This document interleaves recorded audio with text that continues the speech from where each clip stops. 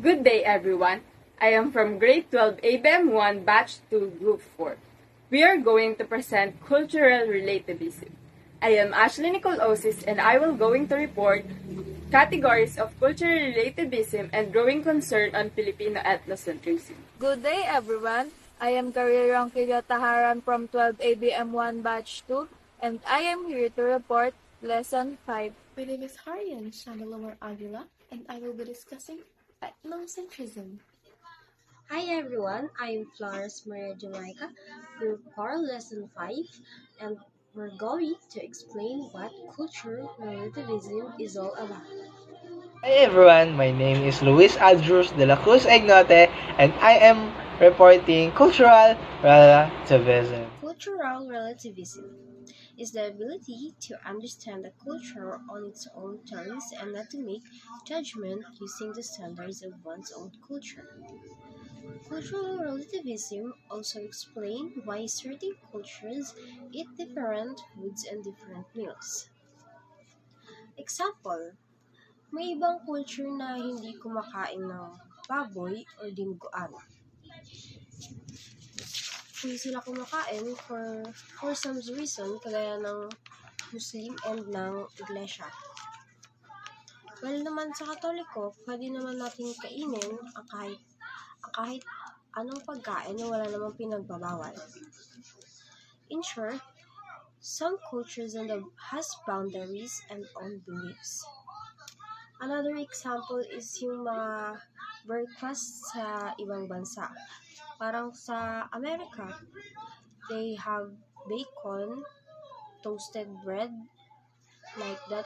While sa Pilipinas naman, sinangag na kanin and eggs. May isa pa akong example is about sa vegetarian. They don't eat meat. And also, cultural relativism is judging others' culture by using our own standard. This topic will explain why we should appreciate and understand other cultures from different places around the world. There are two different categories of cultural relativism, absolute and critical. When we say absolute, it is a complete acceptance and tolerance for any type of cultural practices. And critical is critiquing cultural practices in terms of human rights. Kapag sinabi nating absolute, ito yung mga kultura na meron ang isang bansa na weird or dangerous tingnan para sa ibang tao. Pero, hindi natin to pwedeng questionin dahil kultura nila yon. Pwedeng halimbawa dito yung female genital mutilation or FGM na sinasagawa sa bansang Africa. Ginagawa nila dito ay tinatanggal nila yung labas na part ng ari ng babae or tinatawag ding pagtutuli sa babae. Naman, sinabi natin critical, ang bansa ang magde-decide kung tama o mali ang kultura na meron sila. Hindi natin pwedeng sabihing mali ang kultura na meron ng isang bansa dahil lamang iba ang kultura na meron tayo. Pwedeng maging halimbawa dito ang baby jumping ritual o tinatawag ding El Colacho practice noong 1620 sa bansang Spain. Ang ginagawa nila dito ay naglalatag sila ng isang higaan at nilalapag nila dito ang baby at tinatalunan ito. Sinasabi nila na ginagawa daw nila ito upang maalis ang masamang spirito at manatiling ligtas ang baby. According to James Rachel's 2003, the following claims have all been made by cultural relativists. Number 1. Each society has a diverse set of moral conducts. Sinasabi niya na bawat lipunan ay may magkakaibang moral na pag-uugali, kagaya na lang ng sinasabi nila na ang Pilipino ay may kaangkin-angkin na hospitality. Number 2. The rightfulness of an action within a society is primarily determined by the moral standards of that society. Tinutukoy ng moral standards ang pagiging tama ng isang aksyon sa loob ng isang lipunan. Bawat bansa ay may sinusunod na batas. Ang moral standards ay maihahalin tulad mo sa batas, ngunit ito ay batas ukol sa ugali ng isang tao. And number 3, there is no objective standard that can be used as a basis of comparison among societies. Walang pamantayan na maaaring gamitin bilang batayan ng paghahambing sa mga lipunan. Sinasabi dito na hindi pwedeng ikumpara ang mga kaugalian ng isang lipunan. And number 4, the moral code of our old society is just part of a larger body of morality and ethical standards. Sinasabi dito na ang moral code ng ating sariling lipunan ay bahagi lamang ng moralidad at ethical na standards o pamantayan. And last, number 5, high tolerance among all culture must be exercised always. Ang mataas na pagpaparaya sa lahat ng kultura ay dapat na ipatupad palagi. Dahil hindi naman natin kailangan makipagkompetensya sa lahat ng bagay. Kaya marapat na matutunan natin ang Ayon kay magparaya. James Rachel, in his critical analysis, he also posited some observations and consequences of accepting cultural relativism. These are 5 opinions of James Rachel. Number 1.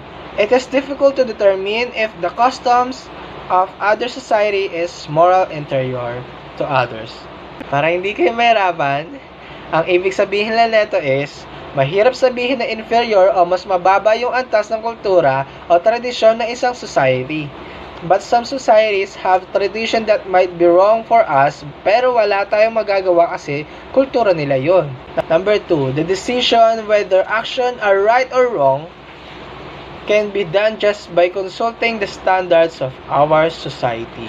Dito sa number 2 naman is, ito ay ang decision kung saan tama o mali. Ang aksyon ay maaari lamang gawin sa pamamagitan ng pagkonsulta sa pamamagitan ng lipunan. Kumbaga, difference para malaman kung tama ba o mali at dito malalaman kung kaya mo ba talagang tanggapin ng kultura ng iba. Pero for me is, mahihirapan tayo apply yung kanilang kultura dahil nga kasi hindi natin siya gawain, hindi natin siya kultura, hindi natin siya pinaniniwalaan. Kaya may hirap tayo apply sarili natin yon kasi hindi natin sariling kultura yon. Dito sa number 3, ayon kay James Rachel, ang moral progress is questionable kasi it does not guarantee a total change of moral in society.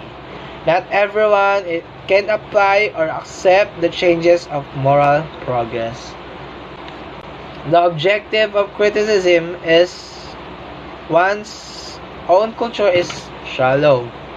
And then dito naman, ang explanation ko dito is, meron silang sariling kultura na malayo sa ating paniniwala or beliefs. Kumbaga, parang mahirap kasi tayong i-apply yun. Kaya magiging shadow sa atin yung kanilang kultura kasi di naman natin gawain yon at hindi naman natin kultura yon kaya hindi natin sila mapapansin.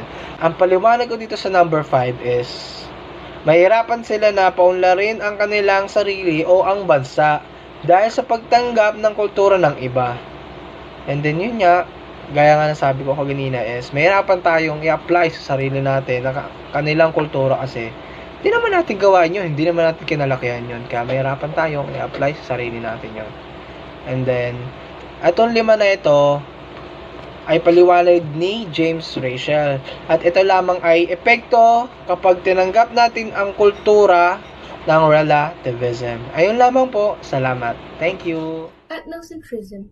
So, the word ethnocentrism can be broken down into 3 parts. First one, of course, which is the prefix, the word ethno. Ethno alludes to a race, people, or culture. Then the second one, we have center. And lastly, we have ism. Ism, which denotes to a theory or belief system. So, anthropologists believe that ethnocentrism develops out of socialization, which provides us the knowledge of the existence of different cultures, which means that one may see his or her own culture as the correct way of living. So we are most likely to judge other culture because of our own culture, basing on our culture. And for example, is that the Chinese people, they have this culture that they eat this silkworms, right? they eat silkworms, and we are disgusted by it. So we are judging them based on our culture, because in our culture we don't eat that, and in their culture they are eating that. So that is also a ethnocentric behavior, and ethnocentric behavior is a natural behavior. It's also important to note that ethnocentrism leads to the information of the feelings of us, them, which creates and enforces the ideas of an in-group and then out-group. So this process will create the tendency of in-group favoritism or bias, as we are likely to favor our own culture and thus accept the culture practices of our own culture as opposed to that of the other. So those who have not experienced other cultures in depth can be said to be ethnocentric if they feel that their lives are the most natural way of living. Ethnocentric behavior is to look at the world from the perspective of your own culture and judge everybody outside from what you have learned within your own culture. For example, when we judge the taste of the Chinese in eating insects as gross or disgusting, simply because we are not used to eating such foods, we are automatically implying that the food choices or practice of our own culture is more normal than theirs, and thus it is better and not disgusting. So again, ethnocentric ways of thinking can lead to a feeling that our own culture is superior to the other cultures. Shin of 2016 made some observation on how to address this growing concern on Filipino ethnocentrism. First is identify indigenous culture that truly reflects Filipino identity. Second is eliminate foreign influences and stick to homegrown practices. Third is if we want to settle our identity, we must accept the good part of the foreign influences that come to us. Alam naman natin na noong unang panahon, sinakop tayo ng mga Amerikano, ng mga Espanyol at ng mga Hapones. Pero kahit na nabago yung kultura natin o nadagdagan yung kultura na meron tayo, naging mas matibay o naging mas malakas naman ang Pilipinas. Sinasabi dito na kapag inalis natin yung mga naipamana nilang kultura sa atin, magiging magulo or magiging mawawala na sa kaayusan yung bansang Pilipinas. Kaya sinasabi na mahalin natin kung ano yung mga naipamana sa atin o mahalin natin yung kultura na meron yung ibang tao dahil sa kanila nakakuha din naman tayo ng mga kultura na ginagamit na rin naman natin ngayon.